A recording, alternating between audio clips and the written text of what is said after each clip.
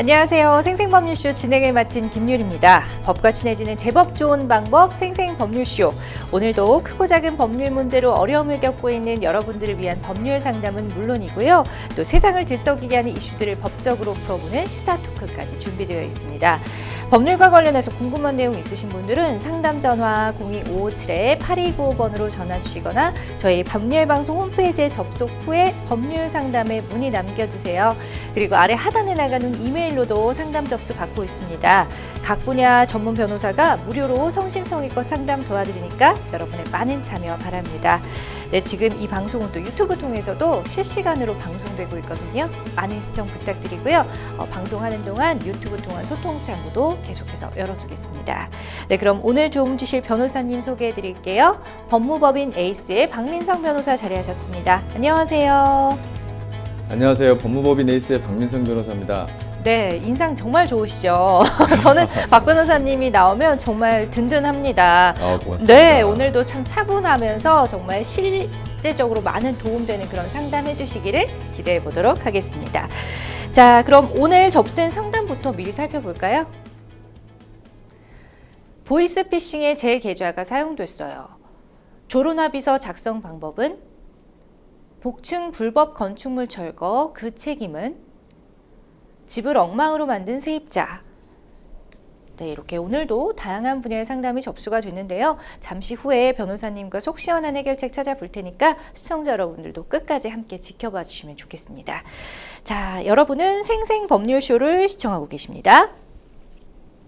잘 해결되지 않는 법률 문제를 끌어안고 있다면 지금 생생법률쇼와 함께 하시죠. 법률 고민이 해결되는 가장 쉬운 방법을 소개해 드릴게요. 첫째, 02557-8295로 전화를 한다. 둘째, 법률방송 홈페이지에 접속해서 법률상담 게시판에 문의를 남긴다. 셋째, 지금 화면에 나오고 있는 이메일 주소로 사연과 연락처를 보낸다. 생생법률쇼가 자랑하는 각 분야의 전문 변호사가 여러분의 더부룩한 속을 뻥 뚫어드립니다. 속 시원한 스파클링 상담 프로그램 생생법률쇼. 지금 바로 전화 주세요. 네, 생생법률쇼 첫 순서는요. 매일 법과 관련된 상식에 대해서 굵고 짧게 알아보는 시간으로 준비했습니다. 수요일에는 변호사가 알려주는 실전 소송 팁, 을지로 시간입니다. 을들이 알아야 될 법 을지로라고 하는데 오늘은 어떤 내용 알려주실까요? 예, 오늘은 지난번 시간에 좀 말씀을 드린 것처럼 아마들 많이 아실 텐데 강제집행 절차에 대해서 좀 말씀드리려고 합니다. 예, 자 그러면 강제집행 저희가 뭐 끊임없이 계속 방송을 통해서 얘기는 하고 있지만 아직까지도 모르는 분들 많으시거든요. 어떤 내용인지부터 설명 좀 부탁드릴게요. 이 강제집행 말 자체로 강제랑 집행이란 말이 들어가잖아요. 네. 그렇기 때문에 강제로 뭔가를 한다라는 뜻이에요. 그래서 쉽게 편하게 말씀드리면 내가 상대방한테 청구할 수 있는 권리를 가지고 그 사람의 재산에 실질적으로 재산을 팔아서 경매를 해서 내가 내 돈을 취한다 이런 뜻이에요. 그래서 실제로 국가기관을 통해서 내가 받을 수 있는 돈을 받을 수 있는 그런 상황을 말하는데요. 네. 넓은 의미에서는 실질적으로 이 강제집행이라는 것은 행정법상으로도 가능해요. 행정대집행이라든지 아니면 행정에서 뭐 강제징수를 한다든지 이런 개념이 다 포함되어 있는데 네. 이번 시간에서는 민사소송법에서 개인적인 채권을 가지고 어떻게 집행을 할 수 있는지 이런 절차를 좀 말씀드리려고 합니다. 예. 민사소송 절차에서는 흔히 민사소송이라는 걸 좀 많이 들어보셨을 거예요. 형사소송이랑 좀 반대되는 개명인데 네. 형사소송은 형사재판, 내가 죄를 지었을 때 법원에 가서 재판을 받는 걸 형사소송이라고 하고 그렇죠. 민사소송은 쉽게 얘기하면 내가 돈을 빌려줬는데 저쪽에서 빌려주지 않으면 내가 법원에 소송을 제기해서 실제로 받은 절차를 민사소송 절차라고 합니다. 그래서 민사소송 절차에는 크게 재판 절차, 판결 절차와 강제집행 절차로 나눠져 있어요. 이 판결 절차는 아까 말씀드린 것처럼 내가 소송을 제기하는 절차, 소송을 제기해서 법원으로부터 판결을 받는 절차, 예. 뭐 합의를 하든지 아니면 합의가 안 되면 뭐 B는 A한테 뭐 1,000만 원을 지급하라 이런 판결문을 받는 절차를 판결 절차, 소송 절차라고 하고 네. 강제집행 절차는 이 나중에 이제 뭐 합의가 됐거나 아니면 법원에서 판결을 받아서 그 판결이 확정된 경우에 그 판결을 가지고 상대방한테 나 이겼으니까 돈을 줘라고 했는데 저쪽에서 안 주고 있어요. 네. 그러면 마냥 할 수 없잖아요. 그랬을 때 이 확정된 판결문을 가지고 법원에 신청을 해서 그 상대방 채무자가 집을 가지고 있으면 그 집에다가 압류를 걸어서 경매를 시켜서 거기서 나오는 배당금으로 내 채권을 충족시킬 수 있는 절차를 말합니다. 그래서 강제집행을 이제 실제로 하려면 아까 네. 말씀드린 것처럼 판결이 확정이 돼야 돼요. 이 판결이라고 하는 거는 민사소송에서 1심이 있고 2심이 있고 3심 대법원이 있잖아요. 네. 그러면 만약에 1심에서 내가 이겼는데 상대방이 항소를 안 하면 그게 이제 확정이 됩니다. 그 확정되면 그 판결문 가지고 바로 하는 것이 아니라 법원에 이 판결 절차와 집행 절차를 따로따로 나눠져 있기 때문에 네. 이 집행기관에 나 이 판결을 받았는데 이 판결로 집행할 수 있대요. 그러면 어떤 서류? 이 판결이 확정된 확정증명서, 그 다음에 이 판결이 상대방한테 갔다는 송달증명서 이런 거를 다 띄워가지고 해야 되는데 네네. 그럴 때 집행문 부여를 받는다고 해요. 나 이거 판결을 받은 재판부에 나 이거 집행하려고 하니까 좀 받아주세요 라고 하면 집행문을 가져다 줍니다. 네. 그거는 이제 정본, 판결이 원래 판결 정본에다가 네. 이건 집행문 부여다라고 해서 주거든요. 그럼 그걸 가지고 법원에 집행할 수 있는 부서에 신청을 하시게 됩니다. 그리고 이제 강제 집행이라고 하는 건 아까 말씀드린 것처럼 상대방이 채무가 부동산이 있고 그다음에 은행에 돈도 있을 수 있고 여러 가지가 있을 수 그렇죠. 있잖아요. 그러면 내가 그 사람한테 1억을 받을 게 있어. 네. 그러면 그 사람의 모든 재산을 할 수 있는 것이 아니라 그 사람의 부동산을 집행한다든지 그 사람이 은행에 보유하고 있는 현금 그 예금 보유 채권을 압류한다든지 네. 이렇게 개별적으로 하셔야 돼요. 그런 절차로 좀 나뉘어져 있습니다. 그래서 이 강제집행이라고 하는 거는 제가 예를 드린 거는 내가 A가 B로부터 1억 원을 받을 채권. 네. 이거는 법률적으로 금전채권이라고 합니다. 네. 이 금전채권을 실행하기 위한 강제집행 절차가 있고 그 이외의 것, 예를 들면 내가 A한테 B를 상대로 해서 뭐 땅을 팔았는데 내가 땅을 샀는데 네. 돈을 줬는데도 소유권을 안 넘겨준다. 준다. 그럼 내가 소송을 통해서 소유권 이전 등기 청구 소송을 하거든요. 그럼 네. 판결을 받아서 그거를 등기 소유하면 강제로 등기가 되는 이런 소송. 이것도 사실 강제집행의 하나의 유형이거든요. 예. 이렇게 좀 나눠져 있습니다.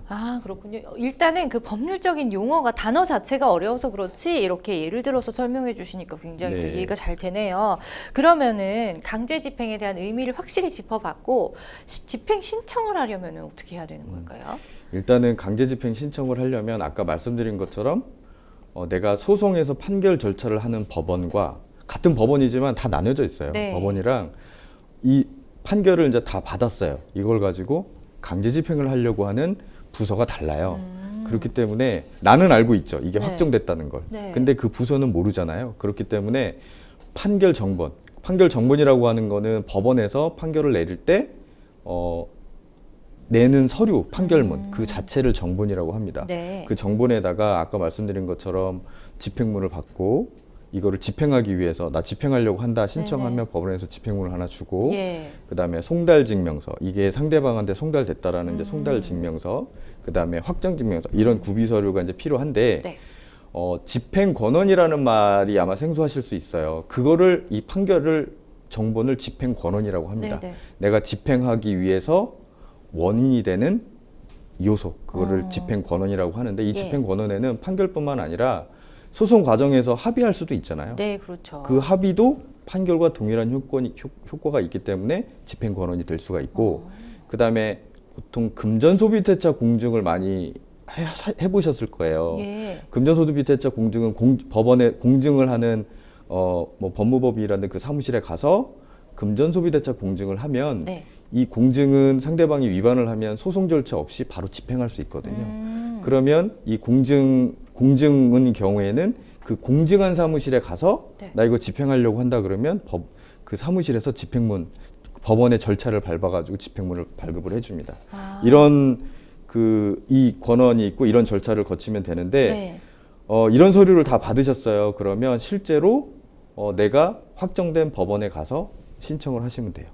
신청을 하시면 되고 그 집행 권원 이제 강제 집행 신청을 하실 때 거기에다가 뭐 채권자, 채무자 두고 채권 원인 뭐 어떤 거 이런 거 관련된 안내에 따라서 하시면 되고 네. 당연히 인적 사항은 다 들어가셔야 돼요. 네네. 기본적으로는 다 네. 들어가셔야 되고 아까 말씀드린 거는 직접 가서 신청하셔도 되고 우편으로 등기 우편으로 신청하셔도 되고 네. 그냥 일반 우편으로 신청하면 그냥 주고 가는데 등기 우편으로 하게 되면 집배원이 가가지고 실제로 직접 도달됐는지 확인을 하잖아요. 확인하기 네. 때문에 좀 안전하게 하시는 게 좋을 것 같고요.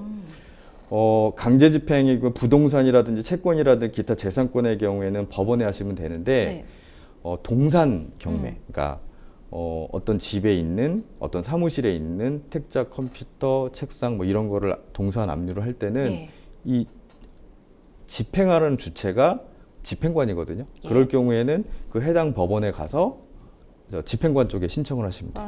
만약에 이런 부분을 모르시면 그 민원 가서 이거 동산 집행하러 왔다라고 네. 하면 저쪽에 가서 신청하면 된다라고 알려주실 거예요. 아, 그렇군요. 네. 어쨌든 뭐 정 복잡하다 싶으면은 직접 가면 또 다 알려주시니까 물어서 가면은 결국은 또 해결이 네, 네. 됩니다. 네. 자, 서류 같은 거 잘 구비해 두시면 좋을 것 같고 그 부동산 강제 집행엔 두 가지 종류가 있다고 해요. 어떤 종류들이 있는지요?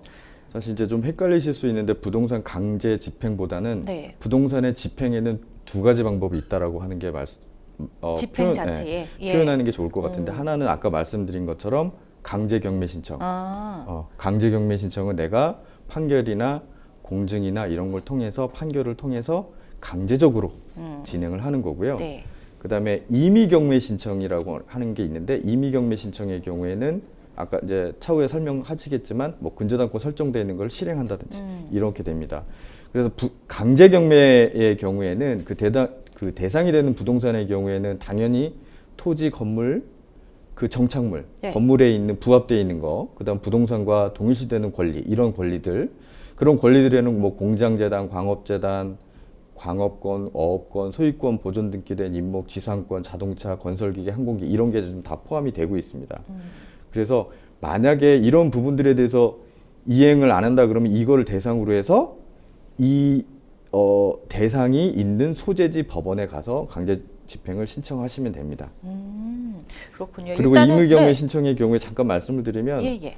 그 보통 근저당권 쉽게 설명하면 근저당권이에요. 그 근저당권은 뭐 법원에서 해준 게 아니라 당사자 합의해가지고 근저당권 설정을 한 거잖아요. 네. 토지에 근저당권 설정했는데 상대방이 안 갚아. 그러면 근저당권을 실행을 하면 됩니다. 그래서 그거는 임의 경매라고 해요. 임의라고 하는 거는 법원에서 판결을 받아서 강제적으로 하는 것이 아니라 네. 양쪽 당사자 합의해서 근저당권 설정한 건데 이 근저당권 설정한 이유는 내가 안 갚으면 너 근저당권 설정해서 이거 경매해서 너 받아가 이런 네. 뜻이거든요. 그렇기 때문에 임의 경매는 근저당권이라든지 질권이라든지 전세권 이런 담보물권, 담보권 설정돼 있는 거를 실행을 하는 경우에는 임의 경매라고 합니다. 그러니까 어쨌든 부동산 집행에는 강제 경매 신청과 임의 경매 신청 이렇게 두 가지가 있는 거네요. 네, 그렇게 또 설명을 들어봤는데요. 금전 채권에 대한 강제 집행은 어떻게 되나요? 지금 아까 좀 헷갈리실 좀 정립을 해야 될 게 네. 내가 금전 채권을 보상받기 위해서 집행하기 위해서 하는 방법으로는 상대방의 부동산이 있고 동산이 있고 금전 채권이 있어요. 이 네. 금전 채권이라고 하는 건 쉽게 얘기하면 채무자가 어떤 은행에 보유하고 있는 예금 채권, 예금 반환 채권, 통장에 예금. 돈이 있는 경우, 말 그대로 금전이네요, 그쵸. 정말. 통장에 돈이 있는 경우, 예. 또 이 사람이 다른 사람한테 돈을 받을 게 있는 경우, 이런 거를 이제 금전 채권이라고 하고요. 네. 이 금전 채권에 대해서 내가 이제 집행을 하는 거예요. 그거를 금전 채권에 대한 강제 집행이라고 하는데 네. 화면에도 보듯이 이거는 뭐 대상이 되는 거에는 압류의 대상이 되는 거에는 매매 대금이 있을 수 있고 네. 대여금이 있을 수 있고 급료, 임대차 보증금, 도급 대금, 공탁급, 출급 청구권, 전화 설비비, 예금 채권 등으로 이렇게 대상을 가서 할 수 있고요. 그 신청 방식을 보시면 네. 이걸 어떻게 해야 되냐면 이 압류의 경우에는 당연히 아까 부동산에 대해서 강제 집행을 하는 것처럼 판결문, 정본, 그다음에 송달 증명서, 네. 뭐 집행문 받아야 되고 그다음에 그 이외에 내가 이거를 집행하기 위해서 요건이 돼 있는 게 있어요. 예를 들면 이행 일시가 도래한다든지 네네. 내가 이거를 집행하기 위해 하려면 일정한 조건 언제 이후에 된다든지 그다음에 담보 제공 증명서라든지 필요한 거라든지 또 이거를 집행하기 위해서 내가 이행해야 되는 거라든지 네. 이런 것들이 다 갖춰져 있어야 돼요. 갖춰져 있어야 되고 이 경우에는 뭐 당연히 법원에 가서 신청을 하시면 되는데 거기에는 뭐 법인 등기사항 신청서라든지 증명서라든지 대리인이 신청할 경우에 위임장 등 서면을 이렇게 첨부를 해야 됩니다. 그래서 이 부분에 대해서는 관련된 양식이 다 따로 있어요. 따로 있기 때문에 그걸 보시면 되고 예. 당연히 법원에 신청해야 되기 때문에 그 인지대라든지 송달료 이런 건 납부를 하셔야 돼요. 금액이 뭐 기본적으로 2,000원의 인지대를 첨부를 하는데 네. 그리고 송달료의 경우에는 당사자 수에 따라서 뭐 기본적으로 2회분인데 더 송달이 추가가 되면 법원에서 추가 송달료 납부하라고 통지서가 나올 거예요. 그거는 이제 법원에서 하라는 대로 하시면 되고 네. 이 압류할 때는 채무자 주소지 관할 법원에 이제 제출을 하시면 돼요. 여기 이제 압류 명령과 추심 명령이라는 게 있는데 네. 보통 그 금전 채권에 대해서 압류를 할 때 압류 및 추심 명령 신청을 한다고 해요. 예. 그건 뭐냐면 법원에 채무자가 A 은행에 가지고 있는 통장을 내가 압류를 할 건데 그거를 압류를 해주시고 내가 그 은행에 추심 청구를 할 수 있도록 명령을 해주세요. 법원에 이걸 청구를 합니다. 네. 그럼 법원에서 다 요건 확인한 다음에 오케이 좋아 너 압류하고 그 은행에 청구할 수 있어 추심할 수 있어라는 결정문을 내줘요. 그거를 압류 및 추심 명령이라고 하고 전무 명령이라고 하는 거는 실질적으로 채무자가 은행에 가지고 있는 채권을 나한테 넘겨주는 네네. 거예요. 그래서 보통 사실 전부 명령은 흔히들 많이 안 하는 경우가 좀 많습니다. 네. 그래서 그거에 따라서 이제 진술을 하시면 되는 요금이 이제 인지대 4,000원을 좀 2,000원이 더 추가가 돼가지고 2배 됐네요. 예, 보시면 되고요. 네. 여기서 좀 주의하셔야 될 게 뭐냐면 네. 진술 최고 신청이라는 게 있어요. 네. 그건 뭐냐?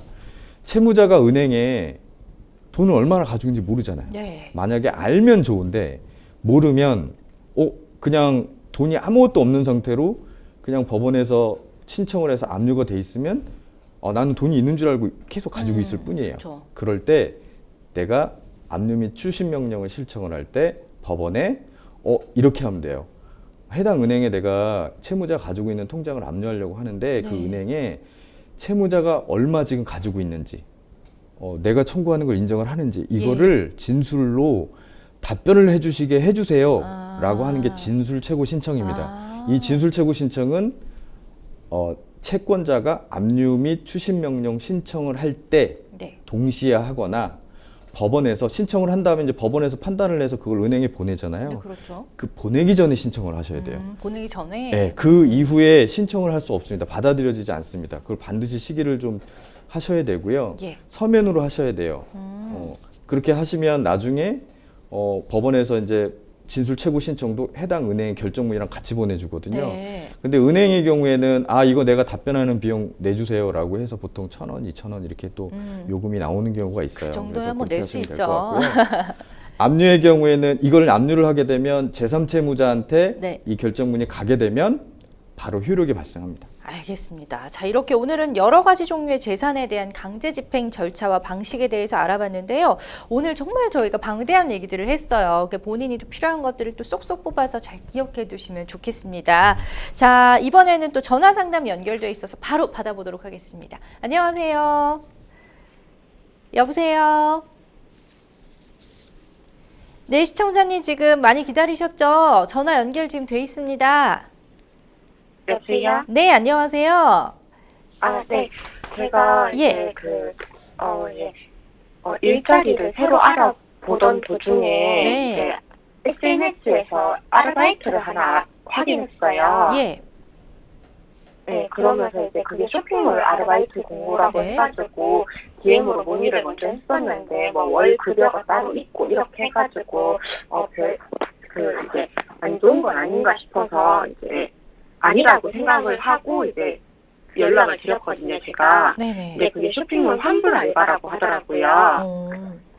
네, 그래서 이제 뭐 하게 됐는데 정확하게 잘 뭔지 모르고 하게 됐는데 이제 직원 등록하기 신분증이랑 이제 급여 받을 통장을 알려달라고 해서 예, 이제 예. 보내주고 뭐 그분들한테 뭐 연락이 왔었어요. 그거 부장이라는 분이 연락이 오셔가지고 통장 한도를 캡처해서 보내달라고 하시더라고요. 네, 그래서 이제 그거 왜 필요하냐 물어보니까는 요거 뭐 설명 제대로 잘 못 들었냐 뭐 이런 식으로 하시면서 뭐 필요하다고 하시더라고요. 그래서 제가 보내드렸거든요. 네. 근데 이제 교육하는 방법으로 일단은 2만 원을 먼저 보내주시고 그래서 그거를 하는 방법을 알려주셨어요. 그래서 네이버 페이로 제가 송금을 해드렸거든요. 네. 송금한 내역도 캡처를 해서 보내달라고 하셔가지고 보내드렸는데 네. 그러고 이제 또 하고 있다, 그렇게 하고 조금 있다가 한 30분 뒤에 또다시 연락이 오셔가지고 이제 제대로 된 쇼핑몰 환불권이 있다고 하셔서 제가 환불권 그 1,000만 원을 제 통장으로 입금받아서 그분이 요청하시는 그 이제 네이버 페이 아이디로 다 보내드렸거든요. 네. 1,000만 원 받았는데 이제 200만 원씩 4번 보내고 마지막 190만 원은 한 번 송금하면 된다. 그렇게 해서 990만 원을 제가 송금을 했어요. 네. 네. 그러고 나서 이제 다음날 이제 좀 뭔가 좀 안 좋아, 좀 느낌이, 그렇게 그죠? 이상해서 예. 인터넷 찾아보니까 그게 보이스피싱 인출책이라고 하더라고요. 네. 그래서 제가 경찰서를 갔는데 경찰서에서는 뭐 해줄 수 있는 게 따로 없다고 이렇게 말씀을 하셔가지고 네. 뭐 제가 아는 변호사나 이런 게 없어서 어떻게 해야 되는지 좀 상담받으려고 연락을 드렸어요. 일단 너무 모르게 잘하셨고요. 지금 얘기만 들어도 제가 너무 가슴이 아픕니다. 일단 전형적인 이제 보이스피싱 수법인데 저희는 이제 방송을 통해서 많이 알고 있었지만 전화가 좀 잘 안 들리는. 예, 깜빡 속으실 수밖에 없는 그런 상황이었던 것 같아요. 지금 옆에 변호사님 나와 계시거든요. 같이 좀 네. 상담 이어가 보도록 하겠습니다. 네. 네. 예, 안녕하세요. 잘 들리세요? 여보세요? 잘 안 들리시는 여보세요? 잘 들리세요? 전화가 자꾸 중간에 끊기고 이래서 좀 잘 안 들려요. 지금은요? 지금 잘 안 들려. 지금도 네. 계속 끊기세요? 지금 들려요. 네. 제가 상황을 좀 제가 들었어요. 근데 몇 가지만 간략하게 여쭤볼게요. 지금 몇 번 입금을 해주신 거예요? 그쪽에 요구하는 대로?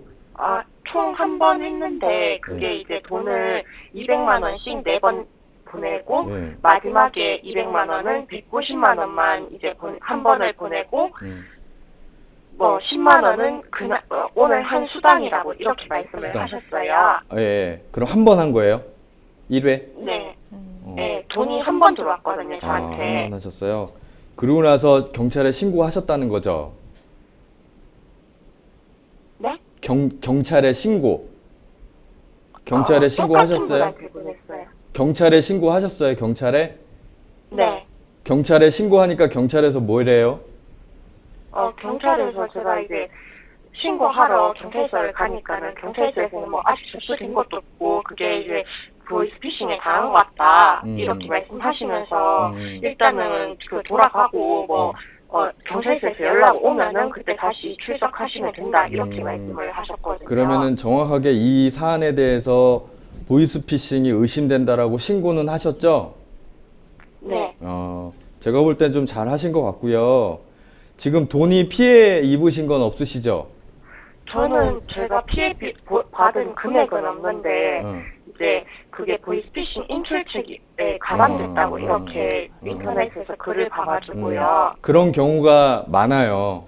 네. 근데 제가 볼 때는 일단은 신고를 해서 한 번을 했는데 내가 보니까 이건 좀 이상하다. 나는 쇼핑몰 활불 알바라고 들어가서 신분증 주고 뭐 급여 계좌도 주고 했는데 이렇게 연락이 와서 한 번 그렇게 처리를 했는데 좀 이상해서 신고를 한 사안이잖아요. 맞으시죠? 네. 예. 그렇기 때문에 이 보이스피싱이라고 하는 거는 죄명으로 따지면 사기예요, 사기. 지금 보이지 않는 그 보이스피싱 행위를 하는 사람들이 이런 거를 이용해서 통장을 세탁을 해서 대포 통장을 세탁을 해가지고 자기네들이 돈을 다 빼가는 거거든요. 그런데 현금 인출책이라고 하면 그 사기죄로 처벌을 같이 받으려면 내가 예. 말씀 중에 죄송한데 예. 전화 소리가 자꾸 끊기고 끊겨요? 바람 소리가 계속 들려요. 바람 소리가 들리시나요? 아, 혹시 잘 들리는 쪽으로 이동 가능하신 상황인가요, 지금요? 혹시 네. TV를 저는 지금 조용한 곳에 와 있거든요. 아, TV TV를 켜신 것도 아니고요. 네. 아, 알겠습니다. 그럼 최대한 좀 잘 들리실 수 있도록 해보겠습니다. 예. 네. 지금은요? 지금도 네, 지금 들려요. 들려요? 네네.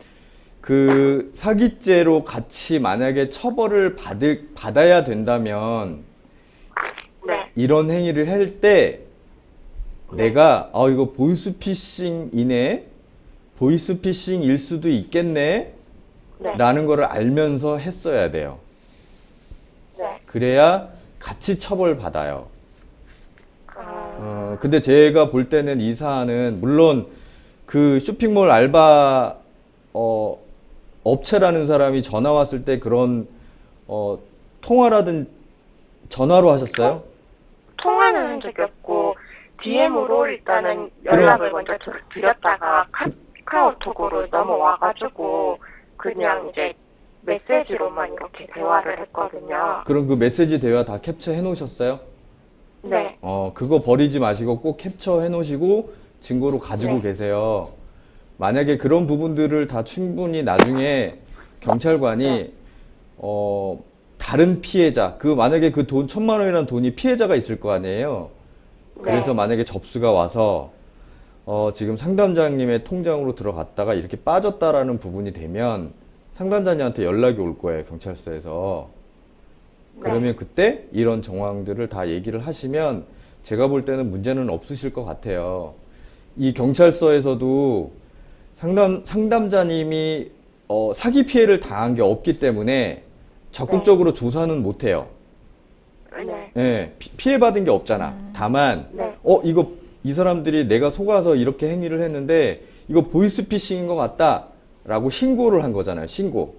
네. 어떻게 보면 고발을 한 거죠.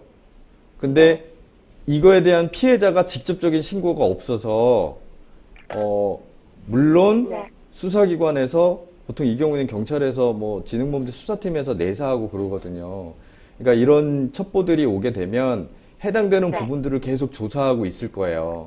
그러다가 피해자가 접수가 되면 피해자 진술을 하고 거기서 연루된 통장에 있는 소유자들도 연락해서 다 조사할 거거든요. 네. 그러니까 지금 상태에서는 약간의 그 초기나 중간 단계일 거라는 생각이 좀 들어요. 그렇기 때문에 네. 어쨌든 간에 그쪽에서 그러니까 구인 광고 알바 왔던 거 캡처 다 해놓으시고 그 사람이 지시했던 거 예를 들면 쇼핑몰 환불 알바라는 내용들 있잖아요. 그런 것들을 다 캡처를 해놓으시고 증거로 다 가지고 계시고 나중에 경찰서에서 연락 오시면 그때 그걸 가지고 상황을 얘기를 하시면 별 문제는 없으실 것 같아요. 네. 네, 뭐 추가로 또 궁금한 점 있으신가요? 좀 한두 가지 여쭤봐도 되나요? 예. 네. 이런 아까도 말씀해 주셨는데 카톡이나 이런 거 다 지우지 말고 갖고 있으라고 하셨잖아요. 네. 그러면 제가 그거에 대해서 이제 증거를 제출하고 이제 얘기를 하면은 무혐의나 이런 걸 주장하면은 받아줄 가능성이 있을까요? 어떤 걸 주장하신다고요? 잘 못 무혐의를. 무혐의요? 네. 그럼요. 무혐의라고 하는 거는 내가 이게 보이스피싱인지 전혀 몰랐다. 나는 쇼핑몰 환불 알바라고 해서 알바하려고 그쪽에서 뭐 직원 등록하려면 신분증 필요하고 급여 통장 줘야 된다고 해서 줬던 곳이고 돈을 줘서 이쪽으로 넣으라는 거는 이제 환불 때문에 그런 줄 알았을 뿐이지 이게 전혀 보이스피싱에 이용된 거란 전혀 몰랐다. 그래서 한번 그렇게 했는데 그 뒤로 또 이상해가지고 내가 경찰에 신고도 했다. 이런 걸 주장하시면 제가 볼 때는 별 문제는 없으실 것 같아요. 네, 일단은 지금 뭐 변호사님 말씀하신 걸로는 중간 또 인출책으로 연루될 수 있는 상황에 대해서 우려를 하시는 것 같은데 초반에 또 자진 신고를 하셨고 지금 뭐 증거도 갖고 계시니까 무혐의일 가능성이 높다고 하셨습니다. 예, 증거 잘 갖고 계셨다가 혹시나 나중에 뭐 연락이 오거나 그럼 잘 대응을 하시면 될 것 같아요. 네. 예, 일단 상담 여기서 마무리하겠습니다. 네, 감사합니다. 네. 아, 정말 보이스피싱을 아직까지도 당하는 사람이 있다니 너무 가슴이 아픕니다. 갈수록 지능화되는 것 같아요. 예, 많이 있습니다. 네, 너무너무 악질이고 빨리 근절이 됐으면 좋겠습니다. 자, 이번에는 법률방송 이메일을 통해서 들어온 여러분의 고민 해결해 드리겠습니다. 저는 원치 않는 임신으로 남편과 결혼했습니다. 서로 애정이 없는 상태로 신혼을 보냈고 결혼한 지 1년이 안 됐을 때부터 각방을 쓰기 시작했죠. 살다 보면 애정이라는 게 생길 줄 알았는데 그렇지 않았습니다. 우리 부부는 아이가 중학교 입학할 때까지 특별한 용무가 없으면 눈 한 번 마주치지 않았습니다. 남보다도 못한 관계였죠. 이렇게 허울뿐인 결혼 생활을 유지하면 뭐하나 싶더라고요. 그래서 그만 정리하고 싶은데 시댁에서는 우리 집안에 이혼은 절대 있을 수 없다고 하고 남편도 협의 이혼은 안 해준다고 하는 겁니다. 사실 저도 덜컥 이혼하는 게 부담스럽긴 마찬가지인데요. 아직 아이가 미성년자이고 그동안 저는 쭉 전업주부로 지냈기 때문이죠. 그러던 찰나 최근 졸혼하는 부부들이 늘고 있다는 걸 알게 됐습니다. 솔깃한 얘기였습니다. 할 수만 있다면 졸혼하고 싶은데 어떤 절차가 필요한지 합의서는 어떻게 작성해야 하는지 알고 싶습니다. 라는 사연 보내주셨습니다. 최근에 또 매스컴에서도 그 유명인들의 졸혼 소식이 많이 들리면서 졸혼에 대한 관심이 더 높아지고 있는 것 같습니다. 우선 졸혼이라는 게 뭔지 좀 알려주세요, 변호사님. 네, 졸혼이라고 하는 네. 것은 사실 법적인 용어는 아니고요. 그렇죠. 예. 그 말 그대로 이제 졸과 혼이 이제 혼합한 얘기인데 혼인을 종료한다 뭐 이런 뜻으로 이제 새겨드립니다. 그래서 예. 이거를 의미를 보자면 혼인한 부부가 법적인 부부 관계는 그대로 유지를 하면서 뭐 혼인 관계를 좀 종료시킨다. 자유롭게 산다 따로. 그럼 법적으로는 이혼하지 않고 그렇죠. 별거랑 비슷한 건가요? 그러면? 별거라고 하는 거는 사실상 임의적으로 사이가 안 좋아서 네. 따로 지내는 사는 거고. 거를 별거라고 하고 물론 사이가 안 좋기 때문에 별거하지는 않고 또 사이가 좋아도 별거를 할 그럴 수도 수는 있어요. 있죠. 근데 맞아요. 사실 다 애매한 부분인데 법적으로는 혼인 관계이지만 네. 서로 간의 혼인 관계를 종료를 해서 조금 자유스럽게 아. 산다라는 뜻으로 이제 졸혼이라고 각자 뭐 연애도 프리하게 하고 약간 그렇죠. 이런 의미도 좀 있나요? 나아가자면 그런 의미로 받아들여지고 나아가자면. 있는 것 같습니다. 아, 그렇군요. 자, 본인이 원하면은 그럼 이 졸혼이라는 게 법적인 문제로 이렇게 영 갈라서는 게 아니잖아요. 그럼 별다른 합의 없이 일방적으로 결정을 할 수도 있는 부분일까요? 졸혼이라는 게 사실 엄연하게 따지면 상대방이 좀 서로 그걸 인정을 해줘야 그쵸. 가능한 게 맞아요. 아닐까 네, 싶어요. 네. 만약에 상대방은 전혀 아닌데 나 혼자 나 졸혼할 거야 라고 해서 딱 나로 살면 네. 상대방이 가만히 있지 않을 거잖아요. 네, 왜 그렇죠.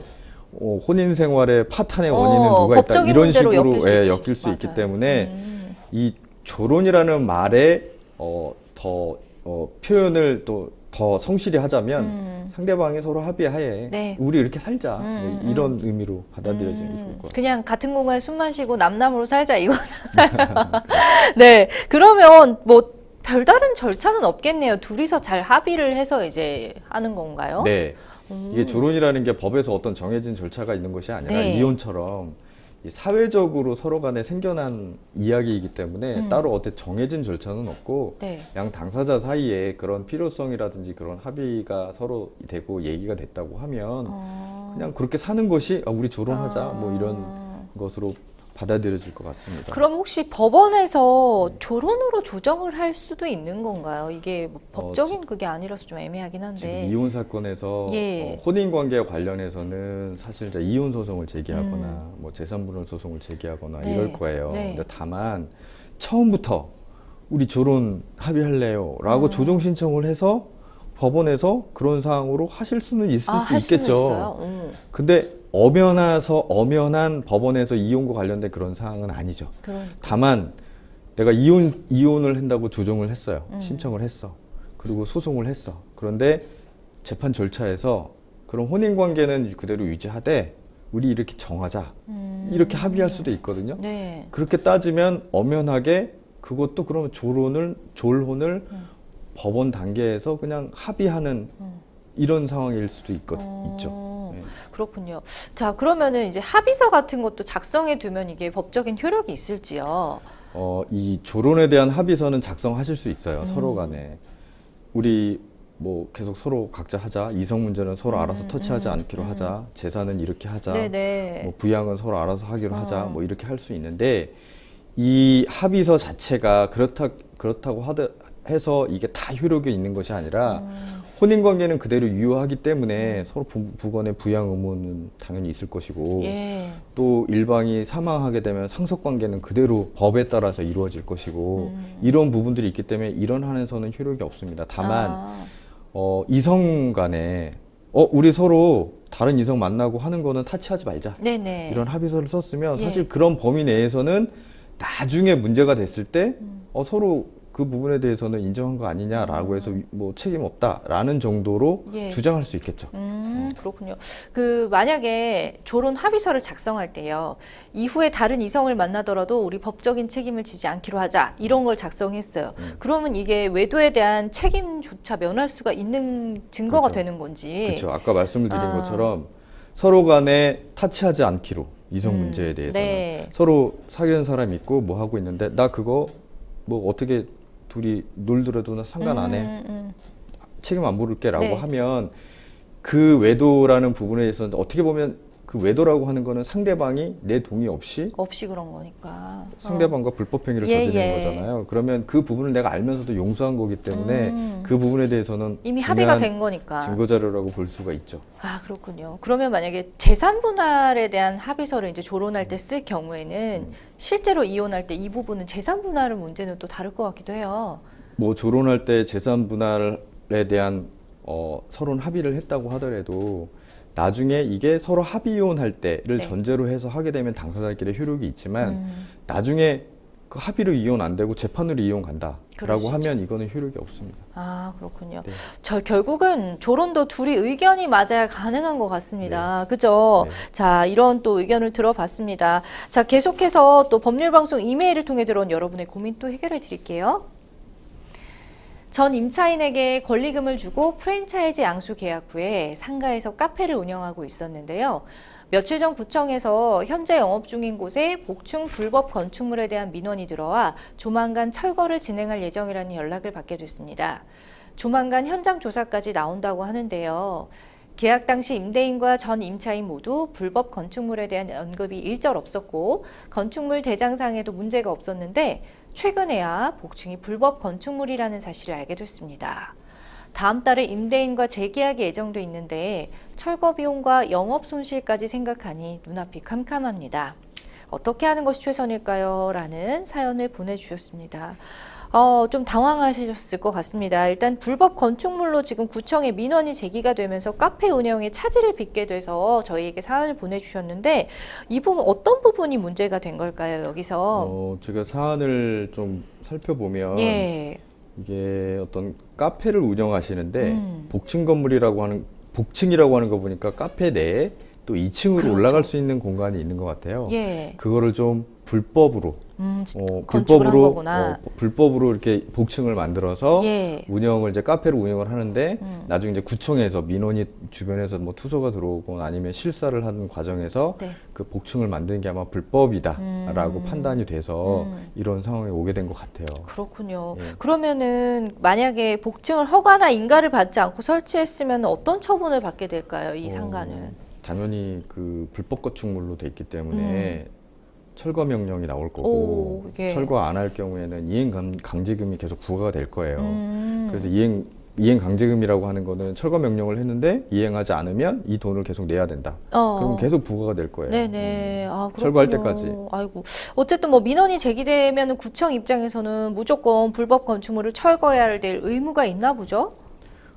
그럼요. 예. 이 불법이기 때문에 그거를 계속 놔둘 수는 아니니까. 없잖아요. 물론 이거를 다시 뭐 인허가를 받아서 변경을 해가지고 할 수 있는 이런 부분도 있을 수 있겠지만 처음 자체부터가 불법이기 때문에 네. 그 자체를 밟지 않고 한 거기 때문에 원래대로는 원상회복 의무가 있어요. 그렇죠. 참 안타깝지만 우리 상담자분께서는 이제 사전에 이 사실을 알지 못했던 것 같습니다. 만약에 불법 건축물 해당 여부를 이제 계약하기 전에 미리 알 수 있는 방법들은 없을까요? 그러니까 여기 그 상담자님의 사연을 보면 건물대장상에서도 이제 문제가 없는 거로 다 그러니까요. 없었다라고 하는 거 보면 뭐 건물 등기부 등본이라든지 건축물 대장상을 다 살펴봤나 봐요. 네. 보셨는데 사실상 이거를 확인하기 위해서는 이런 것까지 확인하기 위해서는 해당 뭐 구청에 막 하시기 전에 구청에 이 해당되는 부분에 이렇게 돼 있는데 이거 문제 없냐 다 받았느냐 이렇게까지 들어가서 확인을 하셔야 되는 게 일반적인데 네. 물론 그 부분에서 중간에 공인중개사 부분이 있다면 그 네. 부분들한테 좀 면밀하게 좀 물어서 확인 네. 절차를 거쳐야 되는 게 좀 상식적인 거죠. 왜냐하면 당사자분이 내 살려고 하는데 구청에 가서 일일이 하긴 쉽지는 않거든요. 그렇죠. 그러면 또 막 이렇게 지독하다는 느낌이 들 수도 있기 때문에 그렇게까지. 네. 근데 지독해야 이런 일을 안 당하는 게 그럼요. 좀 현실인 네, 것 네, 같아요. 네. 그죠? 어쨌든 뭐 부동산을 통해서라도 꼭 확인을 하셔야 될 것 같고, 철거명령이나 이행강제금의 행정처분은 임대인과 임차인 중에서 원칙적으로 보면 누구에게 부과가 되는 거예요? 원칙적으로는 건물의 소유자, 그러니까 임대인이겠죠. 그렇겠죠. 그렇죠. 네. 건축물을 불법적으로 했기 때문에 예. 뭐 임차인이 불법적으로 할 수도 있죠. 임대인 모르게. 그럴 수도 하지만 이 건물 자체에 대해서 내리는 거기 때문에 건물 자체의 소유자에 대해서 내리는 거기 때문에 네. 철거 명령도 소유자에 대해서 하고 이행 강제금도 그렇게 부과가 됩니다. 불법 건축물 만약에 철거가 돼서 임차인에게 손해가 발생을 했다면 임대인을 상대로 이 손해배상 청구가 가능한지도 궁금합니다. 네, 지금 여기 사안을 좀 보면 계약 당시 임대인과 전 임차인이 이게 불법 건축물이라는 거를 일절히 언급이 없었다고 해요. 이거를 만약에 임대인이 처음부터 그렇게 했었다고 하면 네. 당연히 임대인이 그 불법으로 인해서 고지하지 않아서 나중에 철거되는 마당에 영업 손실이 발생한 부분에 대해서 배상 책임을 져야 될 것 같고 예. 그 이후에 그러니까 전 임차인이 임대인 모르게 자기가 인테리어를 하면서 불법으로 만약에 했다고 하면 그 임차인이 그 원인에 대한 그 임차인도 나중에 인디를 해줄 때 그걸 얘기를 안 했던 부분이잖아요. 그거에 대한 손해배상 책임 만약에 그 부분이 확인이 되고 확정이 된다고 하면 그거에 대한 손해에 대한 책임을 져야 될 수 있겠죠. 왜냐하면 이 권리금 자체가 그런 부분들을 다 포함한 개념으로 볼 수 있기 때문에. 뭐 일반적으로 상식선에서 생각해 보면 또 답이 나오는 네. 부분이네요. 자, 지금 우리 상담자께서 임대인과의 재계약을 또 앞두고 있는 상황입니다. 그래서 좀 많이 난감하실 것 같은데 재계약을 쭉 만약에 진행을 하고 싶다 하시면 사전에 임대인과 어떤 내용으로 합의를 해두는 것이 좋을까요? 지금 이게 불법 건축물이라는 점이 확인이 됐잖아요. 그러니까 그러면 재계약에 불과할 것 같은데요. 계속 철거 명령이 나올 거고 이행 감정이 부과가 될 거예요. 네. 그렇게 되면 이거에 대해서는 상당한 부담일 건데 그렇다고 해서 이거를 철거를 하게 되면 영업에 손실이 발생할 수도 있기 네. 때문에 이 건축물을 한 게 누군지 확인을 하고 네. 임대인한테 확인을 해서 이 부분에 대해서 빨리 철거를 하게 되면 이 부분에 대한 손해배상을 얼마나 해주고 어떻게 할지 이런 합의 절차들을 좀 예. 거치면서 계약을 체결하시는 게 좋을 것 같아요. 그렇죠. 일단 복층인 거는 불법인 게 확정이 됐기 때문에 그 부분을 뭐 철거를 네. 한다든지 이런 식으로 네. 이제 하고 손해배상도 꼼꼼히 네, 네, 따져보라라고 말씀을 하셨습니다. 자, 이렇게 해서 또 이번 상담도 고민을 해결해 드렸어요. 여러분은 생생법률쇼와 함께하고 계십니다. 쉽사리 해결되지 않는 법률 문제를 끌어안고 있다면 지금 생생법률쇼와 함께하시죠. 법률 고민이 해결되는 가장 쉬운 방법을 소개해 드릴게요. 첫째, 02-557-8295로 전화를 한다. 둘째, 법률방송 홈페이지에 접속해서 법률상담 게시판에 문의를 남긴다. 셋째, 지금 화면에 나오고 있는 이메일 주소로 사연과 연락처를 보낸다. 생생법률쇼가 자랑하는 각 분야의 전문 변호사가 여러분의 더부룩한 속을 뻥 뚫어드립니다. 속 시원한 스파클링 상담 프로그램 생생법률쇼. 지금 바로 전화 주세요. 네, 이번에도 법률방송 이메일을 통해서 들어온 여러분의 고민 해결해 드리겠습니다. 저희 부부는 오피스텔 하나를 월세로 내놓고 노후 생활비를 벌고 있습니다. 그런데 얼마 전 계약이 만료돼 새로운 세입자를 받기 전 집을 보러 갔더니 엉망이 돼 있더군요. 벽지는 온통 낙서에 뜯어져 있고 손잡이는 떨어져 나갔고 바닥은 온통 얼룩져 있었는데요. 전세입자에게 연락해서 수리비를 달라고 했더니 말도 안 되는 소리를 한다며 저를 차단했습니다. 전세입자에게 수리비를 받을 수 있는 방법이 있을까요? 라는 사연 보내주셨습니다. 아유, 이런 일은 너무나도 저희에게 사연이 많이 오고 있는 사실 내용 중에 하나입니다. 제멋대로 집을 쓰고 훼손한 전세입자에게 수리비를 받을 수 있죠? 어때요? 결론 말씀드리면 네. 당연히 수리비를 받으실 수 있습니다. 네. 예를 들면 그 세입자의 경우에는 내가 임대한 상태 그대로 원상을 회복을 해주면 되는데 나갈 때 근데 만약에 그 사용하는 과정에서 뭘 부수거나 파괴를 시켰다면 집을 훼손을 시켰다면 그걸 원상을 해줘야 될 의무가 있습니다. 그렇죠. 전세입자는 이미 지금 또 집을 떠난 상태라서 또 수리비를 내지 않고 이렇게 간 것 같아요. 자, 어떻게 하면 좋을까요? 그때도 연락은 될 텐데. 네, 저희가 미리 앞서 말씀을 드렸죠. 네. 제일 처음에 강제 집행, 네. 판결 절차. 그게 여기로 이어지나요? 그럼요. 예. 만약에 임의적으로 안 내고 갔으면 네. 그 사람이 돈을 임의적으로 줘야게 해결된다. 안 주면 내가 이렇게 해서 저 사람이 수리를 하고 가야 되는데 내가 임의적으로 수리를 해서 이만큼의 수리비가 났다. 네. 이거 상대방이 안 주고 갔으니까 나한테 지급을 해줄 수 있도록 법원에서 판결을 해달라라고 소송 절차를 거친 다음에 예. 거기서 조정을 되든 아니면 판결해서 그렇게 판결이 나면 그 사람을 상대로 해서 집행을 하시면 돼요. 아, 그렇군요. 자, 그럼 전세입자와 계약하기 전에는 집 상태가 분명히 깨끗했다고 주장을 하시고 계시는데요. 하지만 전세입자는 이제 벽지와 바닥 얼룩등이 원래부터 지저분했다. 이렇게 또 반대로 주장을 하고 있습니다. 이렇게 중간에 사실 합의가 안 됐을 경우에 이제 소송까지 별거 아니지만 또 가게 될 수도 있잖아요. 괘씸하다 보니. 네. 그러면은 우리 그 승산이 있을까 싶어요. 어때요? 자, 지금 사연 보내주신 분의 입장에서. 질문이 참 애매한데요. 네. 이 승산이라고 하는 거는 네. 소송 절차로 가게 되면 네. 내가 주장하는 것만큼 어느 정도 입증을 할 수 있느냐가 중요합니다. 당연히 임대인의 입장에서 집주인의 입장에서는 처음엔 깨끗했다고 주장할 것이고 네. 상대방 입장에서는 어느 정도 지저분한 상태였다라고 할 것이에요. 예를 들면 그러니까요. 벽지의 경우에는 임대 기간 동안에 세월이 지나면서 자연스럽게 좀 색이 바래거나 시간이 경과되면서 통상적으로 발생할 수 있는 훼손의 경우에는 세입자는 수리 의무가 없어요. 그런데 뭐 강아지를 키운다든지 아이들이 있어서 심하게 낙서를 한다든지 예. 만약에 뭔가를 막 찢어놨다든지 이런 거는 고의적으로 어떻게 보면 임의적으로 훼손된 거기 때문에 이거는 세입자가 수리를 해주거나 수리비를 지급을 해줘야 되는데 그렇죠. 해줘야 되는데 이 부분에 있어서는 나중에 소송을 갔을 때 처음의 상태가 어땠느냐 네. 이 부분이 입증이 돼야 돼요. 그 미리 사진을 찍어 놔야겠네요. 그렇죠. 사실상. 그게 진짜 중요하겠다. 만약에 그렇다면 네. 사실상 그렇게 해 놓으셔야 돼요. 예, 예. 그래야 나중에 현상을 봤을 때 문제가 생길 수가 있는 거고 지금 어쨌든 세입자가 나갔다고 하셨는데 그 나가기 전에 임대보증금을 주기 전에 집 상태를 먼저 보셔야지. 그러니까. 그래서 임대보증금이라고 하는 거는 만약에 밀린 월세라든지 네. 밀린 관리비라든지 그리고 이런 훼손된 수리비라든지 이런 걸 담보하는 의미가 있기 때문에 네.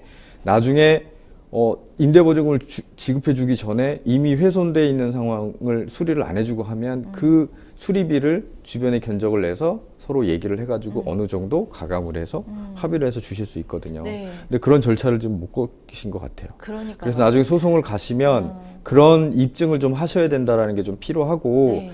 만약에 그런 자료가 아무것도 없다. 그냥 서로 그러면- 주장만 하고 네, 있다. 그럼 두 예. 가지 판단이에요. 내가 그냥 감내한다. 또 한 가지 내가 그래도 소송을 제기해서 끝까지 받아낸다. 합의라도 해본다. 이 합의라도 해본다. 두 가지 생각을 하시면 될 것 같아요. 그러니까요. 지금 어쨌든 막 상대방이 좀 소리도 지르고 여러 가지로 좀 격앙된 그런 지금 상황인 것 같은데 미리 좀 꼼꼼하게 해둬서 나쁜 건 하나도 없는 것 같다는 생각이 들어요. 맞아요. 만약에 전세나 월세를 내주기 전에 집주인 입장에서 좀 염두에 둬야 할 사안이 있다면 어떤 게 있을까요? 좀 간략하게 말씀을 드리면 네. 어쨌든 간에 내가 살다가 하는 거든 아니면 전세입자가 살고 나갈 때 새로 들어오든 간에 나간 상태, 새로 들어올 때의 상태를 좀 확인하는 게 좋을 것 같아요. 예. 물론 계약서는 물론이고 확인을 하고 사진을 찍어 놓는다든지 당사자한테 확인을 해 놓는다든지 이런 절차를 거쳐야 나중에 그런 부분에 대해서 어떤 분쟁의 소지가 좀 없어질 것 같습니다. 그렇습니다. 자, 참고하시길 바랍니다. 잘 해결되셨으면 좋겠어요. 두 분이 합의를 하셔가지고. 네, 생생법률쇼 계속해서 많은 분들의 상담 전화가 걸려오고 있습니다. 저희 참여 방법 다시 한번 알려드릴게요. 전화 02-557-8295번 그리고 홈페이지는 법률방송 내의 법률상담 통해서 남겨주셔도 되고요. 또 하단에 나가고 있는 이메일로도 사연이 길다 싶으시면 또 이메일로도 보내주시면 저희가 상담 접수한 다음에 성심성의껏 상담 도와드리도록 하겠습니다. 네, 오늘 준비한 내용 여기까지고요. 오늘은 박민성 변호사와 함께했습니다. 고맙습니다. 네, 여러분 시청해 주셔서 고맙습니다.